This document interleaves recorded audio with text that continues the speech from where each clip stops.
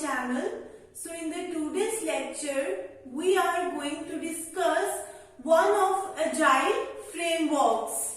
We are going to discuss Scrum, which is the Agile framework. Okay. So I have discussed several software lifecycle models like waterfall model, prototype model, spiral model, incremental model. But in practical, if you look at in the real life, if you look at in the companies, we most of the cases uses Agile method. Okay, and Scrum is one of the Agile method. Why we are using Agile method in software companies? Why don't we use waterfall model? Okay, why companies don't use waterfall model? Because our requirements gets changed at any point of time. Okay, what happens in waterfall model? In the starting phase, you will be collecting all of your requirements from the client. Okay, you will be collecting the complete requirements. Once you have gathered or collected the requirements from the client and you have made design on the basis of that requirements, at later point of time, you cannot change anything in your software product. Okay, so each and every phase in waterfall model is fixed. Okay, so that was the problem of waterfall model. We live in the world of changing. Every time you see that we have lots of versions of WhatsApp. Okay, in the starting we had less features in WhatsApp. Now they have added more features in the WhatsApp. They have improved the quality of WhatsApp and the total number of features now in WhatsApp is more than in the past. Okay, so we live in the changing world, but this waterfall model is the fixed model. It is not going to be useful for you if your requirements are getting changed. Okay, but we have to support that model which can help us in the changing environment. Okay, so we have an Agile method. Why do we use Agile method? Agile method support changes. At any point of time, you can make changes in your software product. Okay, because what happens in the beginning when you start building your project, you gather requirement from the customer. In the starting, there is a chance that customer might not be able to tell you the complete requirements. Okay, so customer might change its requirement at any point of time. So we have an Agile methodology which we use in the real life application. Okay, and Scrum is a framework of Agile method. Okay, so we will discuss how the larger projects are handled, how we manage the building of large project, how we handle if customer or clients change their requirement at any point of time.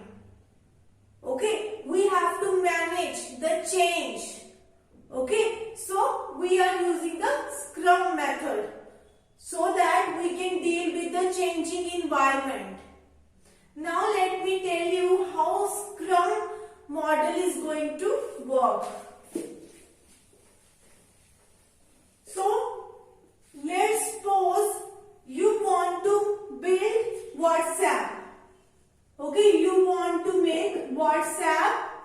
application.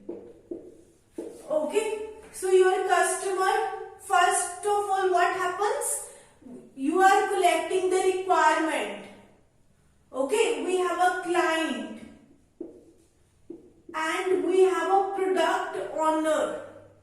First of all, what happens? Client is going to tell us its requirement, that what I want, what features I need in my project. Okay, so your client is going to first of all tell you complete requirements. Okay, and in Scrum, your requirements might be changing at any point of time, and we will be handling that change very easily with the help of Scrum Model.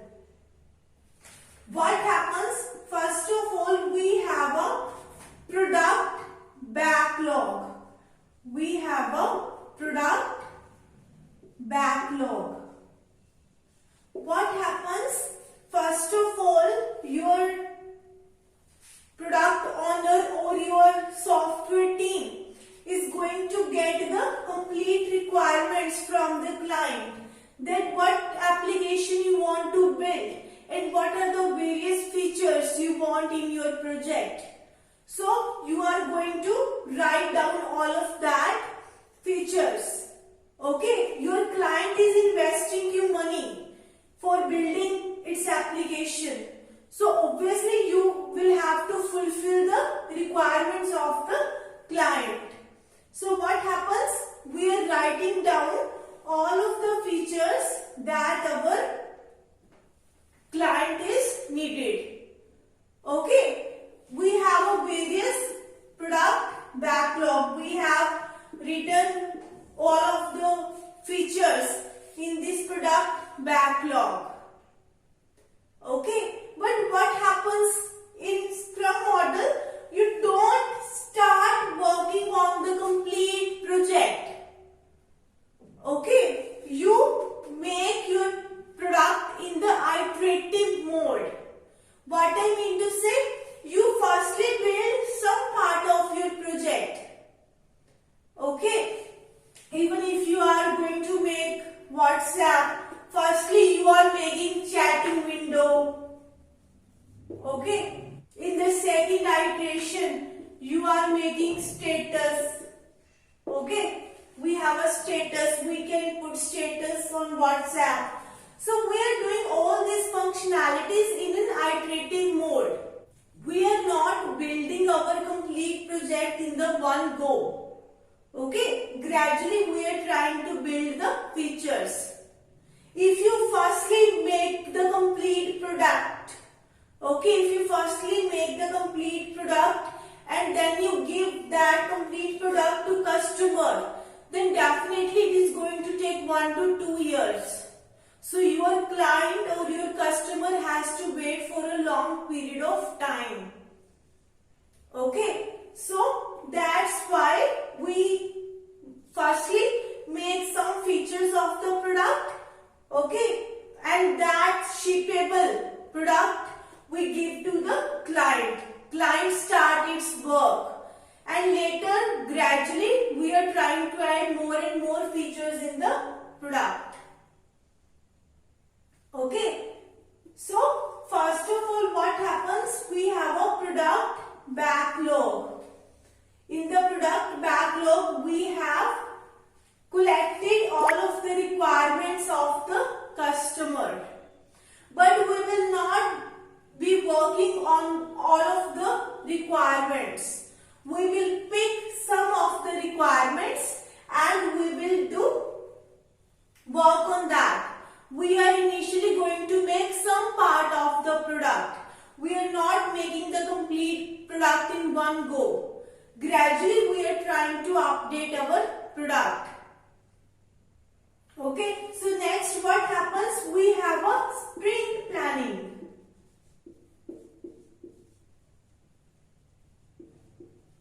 Okay, what happens? We have got some of the requirements of the product. Okay, we have planned that which requirements we should pick firstly.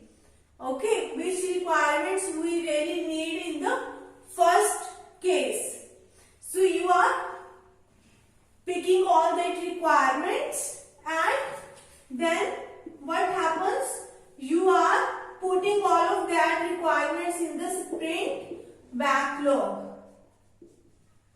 Okay, we have picked some of the requirements from the product backlog. Okay, we planned that how we can build our product gradually. Okay, so which is the first feature we should provide it to the client so that client can start its work little bit. Okay, so we are planning that which features we need to make in the first attempt in the product, and we are keeping all of that requirements in the sprint backlog.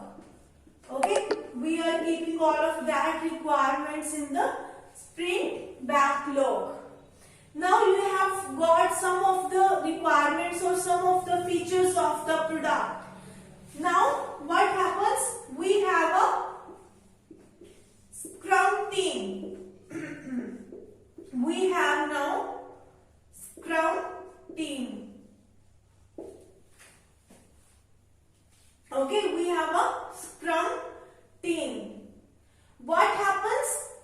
Whatever features you have collected in your sprint backlog, your team is going to now work on these requirements.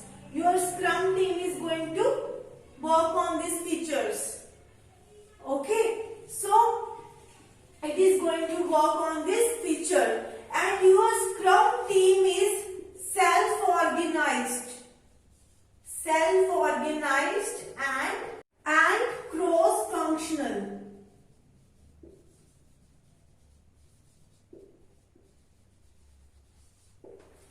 Okay, so what is the meaning of self-organized and cross-functional? It means that each and every member of your Scrum team knows everything. Your each and every member of Scrum team knows coding, testing, maintenance, each and everything each and every member knows. Okay, what happens? First of all, what we are doing? We are just making some features of the product. Your complete Scrum team is working on some feature of the product. Once your customer gets satisfied with these features of the product, then we will be getting more requirements from the product backlog and we will be working on more features. Okay, next we have a increment.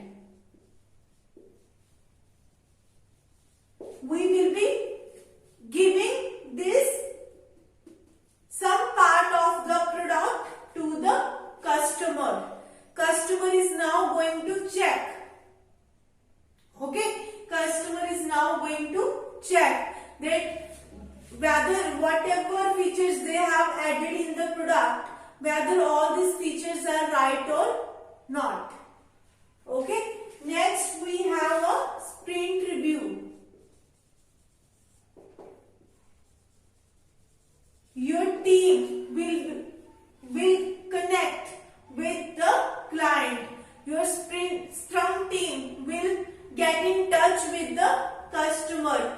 They will do conversation. They will get to know that whether whatever features we have added in the product, whether all these features are right or not. Okay, and we have a daily Scrum. Okay, we have daily Scrum. We have daily Scrum meetings of 10 to 15 minutes. All of your cross-functional team will get in touch with each other. They all talk to each other. They get to know that how they are making their product. There is daily 10 to 15 minutes Scrum meeting so that they can get the overall idea of the product, that how many features they have built till now. Okay, and your each and every sprint you have to complete in 2 to 3 weeks. Okay, so your customer is going to get the product very fast. Within 2 to 3 weeks, your customer is able to get some features of the product. Okay, so this is how in real life, if you work in software companies, they follow this method, because we have to maintain the change.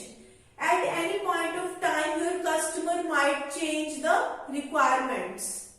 Okay, in this we are just working on the some of the requirements firstly. Okay, and later if your customer want to change the requirements, you can change the requirements. Okay, once you start building the complete project, and later if you have to do changes in that complete project, then that is really a problem.